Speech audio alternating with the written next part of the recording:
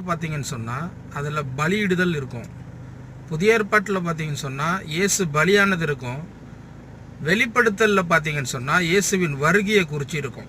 இப்படி வேதாகமம் முழுக்க ஆதியாகமம் முதற்கொண்டு வெளிப்படுத்தல் வரைக்கும் நாம் பார்க்கக்கூடிய ஒரே ஒரு விஷயம் என்னன்னு சொன்னால் இயேசுவை குறித்து வேதம் மிக சிறப்பாக வலியுறுத்தக்கூடிய விஷயங்களாக இருக்கும். நாம் வேதம் வாசிக்கும் போது இயேசுவை மனதில் வைத்து வாசித்தோம்னு சொன்னால் நிச்சயமாக சொல்லப்படுகிற வார்த்தை, வேதத்தில் சொல்லப்படுகிற வார்த்தை அது என்ன, எப்படி, அப்படி என்பது நமக்கு ரொம்ப விரைவாக தேவன் நமக்கு வெளிப்படுத்துவார். இயேசுவை கொண்டு புரிதல், அப்படிப்பட்ட வசனம் என்ன சொல்லுது அப்படிங்கிற நீங்கள் இயேசுவை மனதில் வைத்து படிச்சிங்கன்னு சொன்னால் ஒவ்வொரு பலியை குறித்தும் உங்களுக்கு சிறப்பான வெளிப்பாடுதல் உண்டாகும். இன்னொரு விஷயம், ஆசீர்வாதங்கள் முதற்கொண்டு எல்லாமே